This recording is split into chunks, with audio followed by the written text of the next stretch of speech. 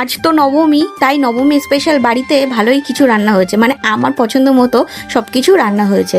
এইদিকে ছিল হচ্ছে আমার অনেক দিন ধরে চিংড়ি মাছ দিয়ে টক খেতে ইচ্ছে করছিল, তাই বাবা কুচো চিংড়ি এনেছিল, জলপাই দিয়ে টক করা হয়েছে। আর এদিকে ছিল হচ্ছে লাউ চিংড়ি, আর ছিল হচ্ছে আমার ফেভারিট মাটন। কম বেশি সবারই ফেভারিট, মাটনটা আমার একটু বেশিই মনে হয় ফেভারিট। আগে তো আমি খেতে পারতাম, এখন যা হোক টুকটাক একটু খেতে ইচ্ছা করে। আর যেটা আমার খেতে ইচ্ছা করে সেটা আমি নিজে করেই খাই, কারণ কেউ করে দিলে সেটা আমার পছন্দ হবে কিনা বা ভালো লাগবে কিনা সেই জন্য আমি কাউকে বলি না, মানে মাকে বলি না করে দেওয়ার কথা।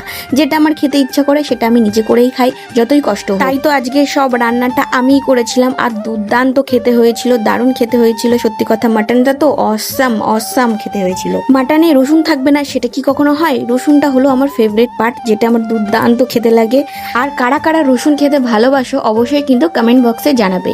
তো এই ছিল আমার আজকের ভিডিও, তোমাদের কেমন লেগেছে অবশ্যই কমেন্ট করে জানাবে।